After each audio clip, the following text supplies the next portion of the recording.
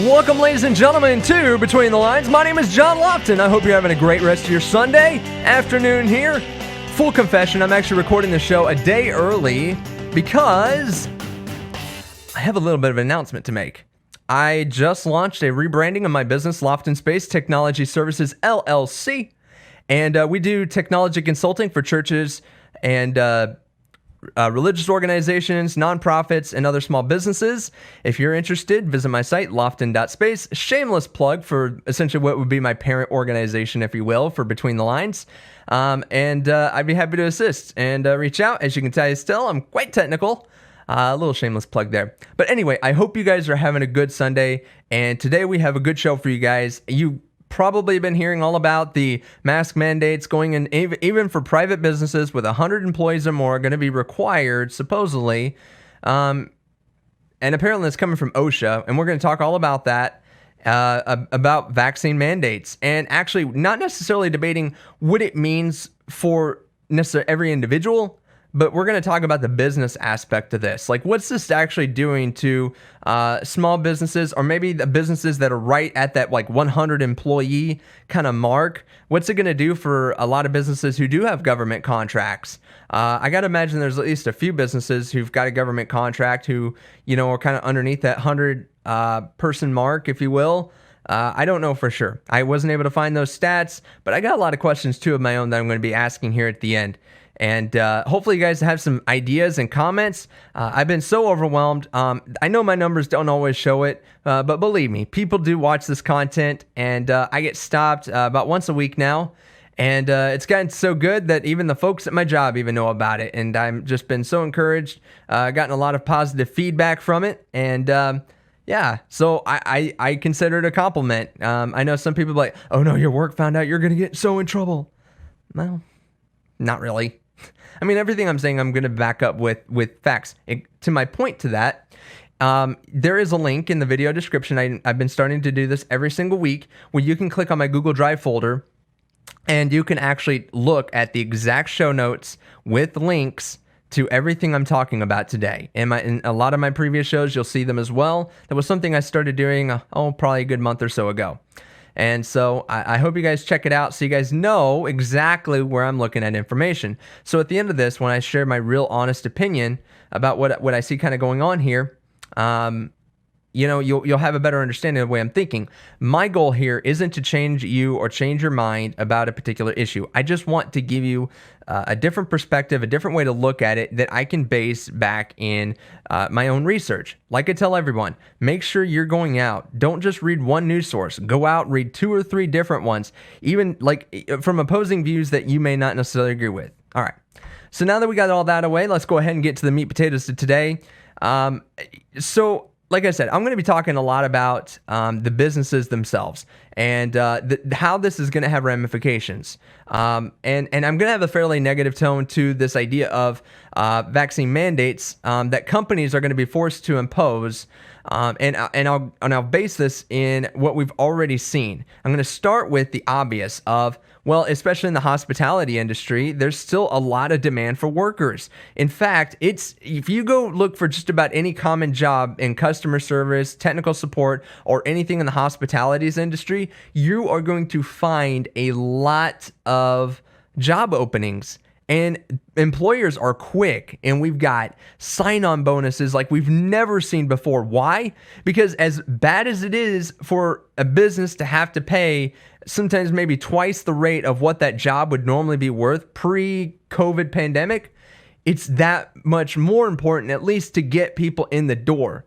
And there's some businesses that are even reporting that even with all of the incentives, people just don't want to work. And now the federal aid and unemployment did just end recently. Iowa, where I live, theirs has been gone for a good couple months, I think now, since July. And and honestly, it really didn't change unemployment. So that might be a bit of a downer to, I'm sure, Governor Reynolds, who thought that the unemployment would go down. I think it's pretty much stayed stagnant here in Iowa from the latest stuff that I've looked at. If you guys have different numbers than I do that show otherwise, as always, comment. I'm open for discussion. I'm not telling you that my way is the almighty right way and you should just believe what I say. No, absolutely not. My goal isn't to change you. My goal is just to give you something to think about. All right. So taking a look at this. So we're going to start off with one of my favorite news sources. It's a little bit of CNN, and I'll pull up the article too, but I'm going to read you my kind of synopsis from my direct show notes and all of that. So, all right, here we go. And again, I get to use a chroma screen, so I look actually natural with you guys today as we kind of look through this. So this was called basically, this is actually looking at religious exemptions. And so, and the reason that this is important to businesses is it seems from multiple sources that there are a fair amount of Christians or other religious people trying to use religious exemptions not to get vaccinated. And that, of course, is affecting businesses. I would expect that it's either making employees not want to work at specific businesses because of that, or they're being kind of forced out because they don't want to, and so they're maybe looking at religious organizations. Now, the thing about this, and I'll talk more about it, in fairness to CNN and where the source came from, and to other businesses who've voluntarily mandated masks, or not masks, mandated vaccines, is basically when we're looking at this, people don't want to be told what to do. Especially like from the government, and when a business even has to reluctantly start mandating it because maybe they're a government contractor, maybe they're in the healthcare industry, maybe they just simply have more than 100 employees. Apparently OSHA is going to be responsible for that, and somehow able to enforce that, and I really don't know how. One question I initially had was, what about churches? Like actual organization churches. There are some bigger churches who do have actually more than 100 people on staff paid at some large churches. Most probably wouldn't have to worry about this, but it could be a factor for some church and religious organizations. So when I was looking at this, the article was basically, and actually I'll just go ahead and swap to it over here real quick. I think the easiest would be just to kind of show you the title. No major religious denominations opposes vaccination, but religious exemptions may still complicate mandates. Why? Because you'll see later on down in my article, but I'm going to switch back over here for that. And I'll just give you the overview here. I'm going to quote directly from CNN's article. So it says, since the rate of Americans willing to sign up to receive COVID-19 vaccines have grown stagnant, many large businesses and other government are trying to step in and increase those amounts by mandating certain employers to require their employees to be vaccinated. They're looking at a side of the story that isn't being told very clearly. And I'm going to kind of cut down here. This was the overview from there. You'll see that in my show description. And I just realized. So here we go. This is the actual quote that I took from it. And what I want to look at too is no major denominations, and I apologize, I actually was reading the wrong thing there, so may have to edit that a little bit here, but this is the actual article from CNN. I apologize in my head. Thought I was reading the right quote, so my mistake.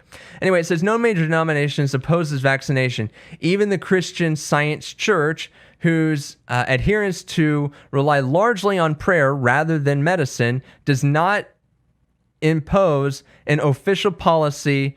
It counsels respect for public health authorities and conscientiousness, obedience to the laws of the land, including those requiring vaccination. So it seems like they're trying to say, well, we really don't like modern medicine, and we generally, and you'll see in this next one, one thing that this I guess church organizations doing, typically they have supported our vaccine exemptions and have done that under the rules, Title VII, and that's how they've done it. But in this case, they're saying it's okay. And they kind of mentioned the idea that they're not a dogmatic organization, meaning, and we'll look at the definition because I was actually really curious about that.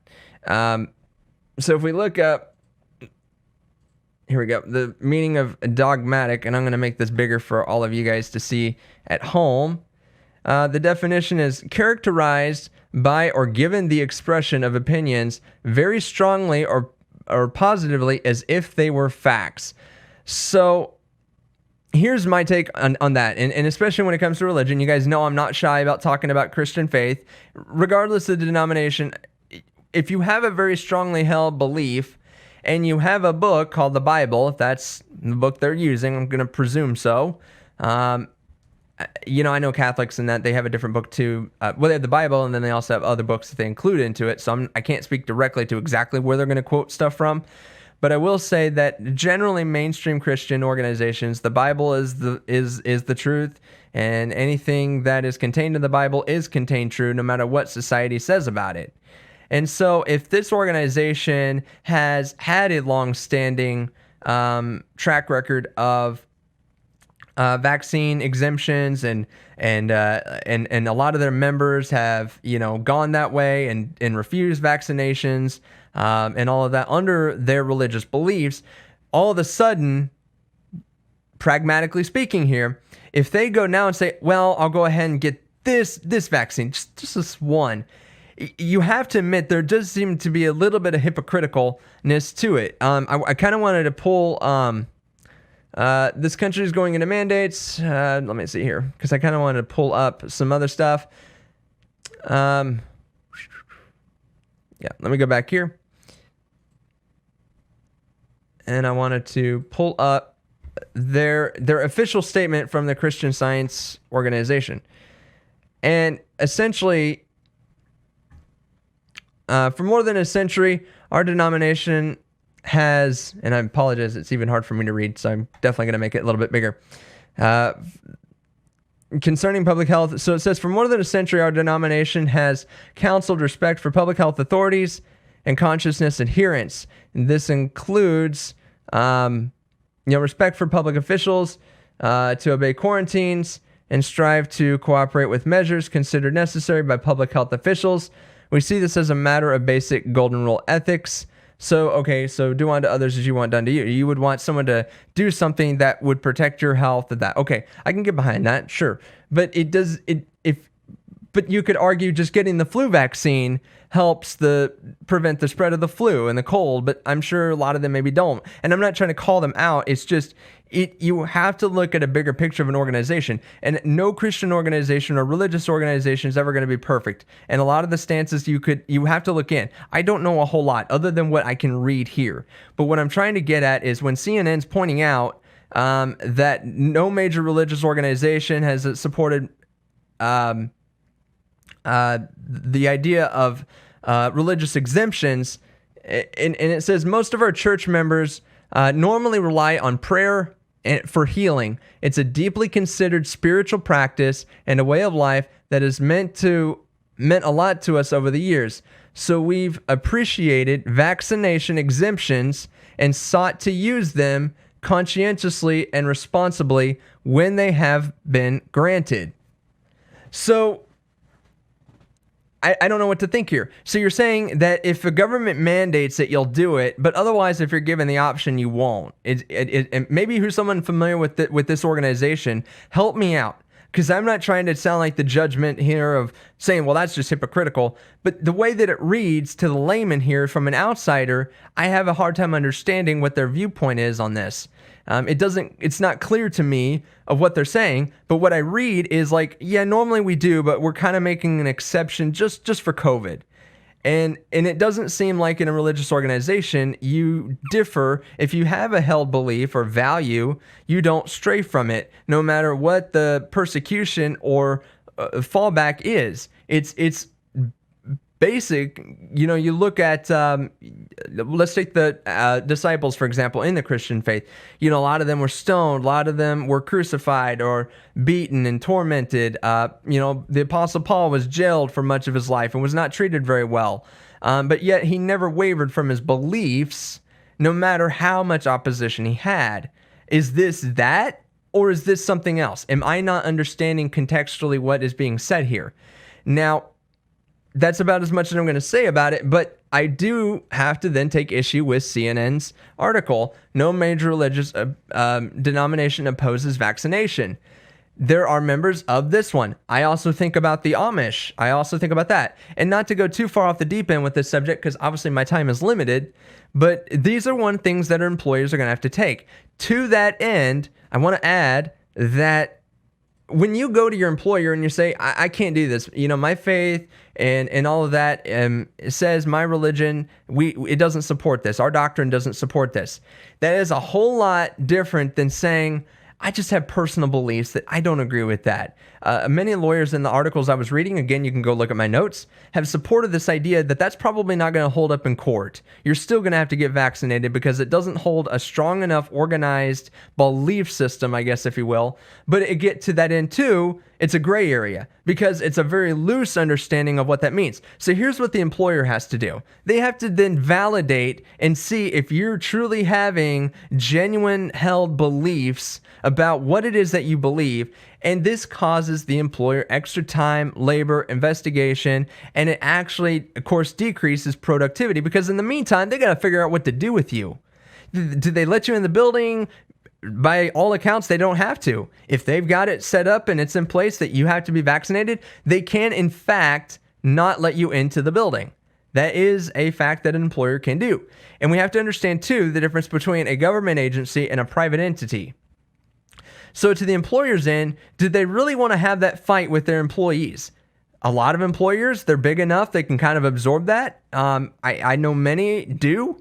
But there's also a lot that I think that are still on the fence or can't afford the extra time and energy it's going to take to go through the remaining employees who don't want to voluntarily get vaccinated. I mean, look at the healthcare system. There have been an entire healthcare organization who would rather just fire all their nurses who didn't get vaccinated rather than work with them. What does that do for patient care? A lot. It's going to have a huge impact. Now they got to rehire folks, go through that whole interview process, which is very expensive to onboard. They got to worry about the same things a lot of other businesses do. We talked about restaurants having signing bonuses and all of that. Well, they got to go do the same thing. They have to go market themselves to people. Why? Because there's a lot of jobs out there. This costs businesses money. This costs them time, it costs them resources, it makes them get into political situations that they may not want to get into. So as far as the economy, what does this ultimately mean for everybody who's maybe not a business owner? It means prices go up. It means things get delayed. Your item from a boutique shop online is going to get delayed. Why? Because that employee who normally would be packing your order doesn't want to get vaccinated, but the employer who just has like 110 employees, 10 over the minimum set, now has to be like, okay, you guys got to get vaccinated. Not my choice. Go look at Joe Biden. Go look at OSHA. They're the ones saying I got to do this. If you're a government contractor, you got to do this no matter your size at all. And like I said earlier, I got to believe that there's people who have government contracts that would fall into this category who don't have or who do have less than 100 employees. So let's look at that too. What are we doing here, folks? We have gotten so frustrated, or at least our government and let's say governing bodies, about you need to be vaccinated, to people who are really stubborn. Who wins here? Nobody. Nobody wins here. Whether it's you say you have a religious organization, whether it's you say, well, this vaccine could cause health issues for me, or it's related to a disability. In fact, for a while, if I wasn't vaccinated before my transplant, there's a certain time period here where I could not get a vaccination, period. Because of the medicine I was on, it wouldn't have done any good anyway because of being immunocompromised myself. So I kind of fall into that category where I could have filed an exemption based on disability. Now, to my knowledge, my religious doctrine doesn't have an opposing belief on vaccinations. Generally, it's accepted. You do what God feels led you to do. It's left up to the individual worshiper. There's not really a stance on it one way or another, and nor should there be. And in this case, modern medicine, by most modern religions, is generally accepted, minus a few rarities like a lot of people don't believe in Christian circles, don't believe in vitro fertilization, including myself. So IVR, that type of thing. And that's because essentially you kind of feel like you're playing God with DNA. Like you're picking your gender. You're trying to make sure you don't have XYZ disease, proteins in there. A lot of Christians really oppose that, including my wife and I. They asked us if we wanted genetic testing done on our son before Junior was born. I said no. And that was fine. But imagine a society. This has happened before. I've watched an old episode of Star Trek, and in the episode, and this was with Captain Kurt Picard, so like think really old stuff.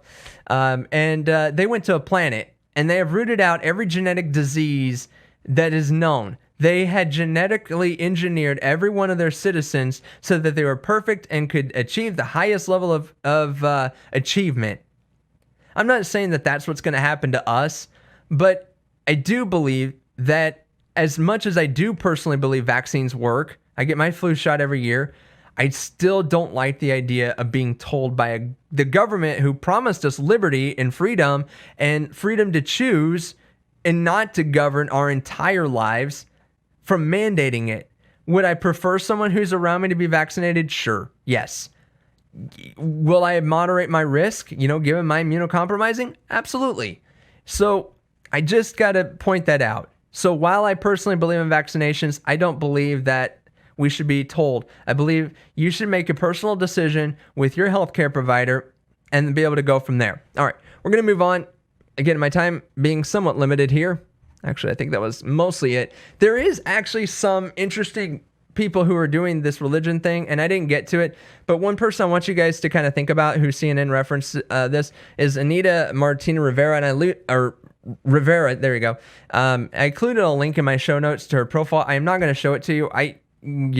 Her information and all that just kind of seemed even a little out there for me, just personally. Like I could not get behind myself to watch much more of her video, but she's offering suggested like donations and stuff, and but she's willing to, if you send her an email, she'll sign an exemption card for you. There's a senator, I think, in Arizona who is doing that. I think another one in Texas that I was reading. Again, please look at these articles. This is kind of how I got my information. And at the end of the day, I think that mandating it for any businesses out there is a bad idea. I think it's a bad idea for business. I think it's a bad idea for our economy and trying to get ourselves back to normal. It's just a roadblock now. It's bureaucracy. It's going to be red tape. You've got to validate that. Now all of a sudden you're showing your medical records to someone in your HR department to prove you're vaccinated. You're taking a COVID test then at least every week to show you're not vaccinated. It's creating a hardship on the employee, and they may be tempted to try to go somewhere where it's a smaller company that doesn't have to require mandates, and they don't. And they may be tempted to leave to go to those. Who knows? I'm just speculating here at this point. But I just want you guys to think about this from an employer perspective. There are literally businesses still closing down every day because they simply do not have enough staff. If you give a barrier to employment, that hurts business. Please, everyone, I hope that you all pay attention to this. I guess another note that I was going to kind of point out with this to kind of wrap this up, when I found out from, my current employer that, vaccines were going to be required, to me, it wasn't a big deal personally. And I don't really know how a lot of my coworkers felt. It sort of felt like a taboo topic. Normally I tell my stories at the beginning of the show, by the way, but I got a little extra time here than I thought I would. So I guess when I found out about this at my job, it didn't affect me personally because in order to get on the transplant list, I had to be vaccinated. But it wasn't just being vaccinated for COVID. I was being vaccinated for a lot of different things, different types of pneumonia. I can't think of everything, but it was like 3 different vaccinations. And I know earlier, last year, I had to do my tetanus. I do remember. I think I got the shingles vaccine. I'm going to double check. I'd have to double check my health team. But during that time, I was getting stuck with needles a lot, and including one where they drew 22 blood tubes out of my body, for testing. Yeah, 22. It was enough where they had me sit down for a while afterwards. So during that process, you'll forgive me that I don't know exactly everything that I did, but I knew that it was all for my benefit because I knew that if I got a kidney or when I got a kidney, that I would be immunocompromised just as I am now. And that these vaccinations, getting them before having to do all of that, was going to serve me better. Like right now, for instance, it's been hard for you guys to tell, but I had my first, I guess you would call it, after effect of what happens when you get an infection and your immune system doesn't work very well. So while I'm not sick, like outwardly sick, I actually have a mouth sore on my left side in my cheek, and it started because I bit my cheek a couple weeks ago. Normally you get like a canker sore from that or something like that. and it goes away in about a week or so. Mine has not only been staying, but I think I've got another one popping up. And they say it's because of the medicine I'm on, and now I got a special mouthwash I got to take. That's an example of how something for you get over very quickly, but for me, if I got it, it's much worse. So I do tend to lean more conservative, but when it comes to, or not conservative, I guess more liberal when it comes to vaccinations, but that's just me personally. But at the end of the day, like I said, you need to be able to choose for yourself. And even if you're a transplant patient, I still hope that there would have been, some outlet, like if there was a particular one that you didn't want to do. And I hope that transplant centers do that, but I'm kind of getting off subject there. But like I said, folks, I hope that all of you go out, you make up your own mind. I hope that you do your own research. Don't take my word for it even. I don't want you to. And if you disagree with me, show me why. Go out there, look, and say, hey, John, look at this. I found this, and it says this. And it was from a credible source, not like a far right, far left, kind of, out there. Try to stay in the middle, folks, because typically in the middle is where you're going to find your most useful information, I find, and obviously some of the most trustworthy information. And sometimes it's harder to find because it seems like every information source that you look at is kind of slanted, including me. I'm slanted. I'm not going to lie about it, but I'm trying to at least present this in a way so that at the end of the day, you understand how I came up to my conclusion rather than just spewing it without having much to add. So, like I said, what you guys do is your business, and I don't personally believe the government should have a role in it. And unless we take a look at this from an economic standpoint, there's going to be a lot of businesses, I still feel like, who are going to be very adamantly opposed because the benefit of trying to mandate mandate vaccines could far hurt us more than at least having a stable economy where jobs are still available and people are able to work. Now, I understand that if you get sick or your kids get sick and all of that, you could take a look at schools and things like that. There are certain vaccines that are required for kids to go to school. I don't oppose those because kids are really little. Their immune systems are still developing. And I do think that there's benefit to that in regards to, early childhood vaccinations. We only have to look. I was looking a few weeks, I think I talked about on one of my shows about polio in regards to COVID and how even back then a lot of people were really eager to get that vaccine. And it did eventually become a required mandated vaccination. And of course, many countries around the world do mandate that their kids be vaccinated for polio and other diseases. We have your hepatitis ones. Now they vaccinate for the chickenpox. When I was a kid, it was just a party, a bunch of kids around one kid who already had it. And it was just, they thought, yeah, it's just your childhood disease. Let's just get it over with and done. And, get it just done. What we know now is that the shingles virus still lives in you, and it does come back later in life, and it's way worse than it was when you were a kid. And so now we've, had this idea that we do need to vaccinate because that virus does need to have protection against, everything that could be adversely affected. So, but COVID and this idea of employment and your decisions, I guess, as an adult, and even then, I believe some vaccines, even as a kid, there are exemptions for in some circumstances. That's not what this episode is about, so I'm not going to speak to it. But I just wanted to kind of introduce you to this idea of, all of this overhead that's happening from the government down to individual employers to the employees. It's going to add an effect. I know the idea is to keep us all healthy. I have no doubt that in Joe Biden's mind and that in a lot of people's mind, our end goal is to keep everybody safe. Our end goal is to keep our kids safe, keep our elderly safe, keep immunocompromised people like myself safe from dying unnecessarily because of a disease that can be prevented. I understand that. But we also have to balance that with civil liberties and justice and, letting people be able to decide for themselves regardless of how you feel about the issue or not. All right, so that's going to do it for us, folks. I do want to thank you guys so much for watching today's show. Again, my name is John Lofton. thank you guys. Comment, like, subscribe, and most importantly, share this video. Please do. I'll see you next Sunday at 4 p.m. Central. God bless.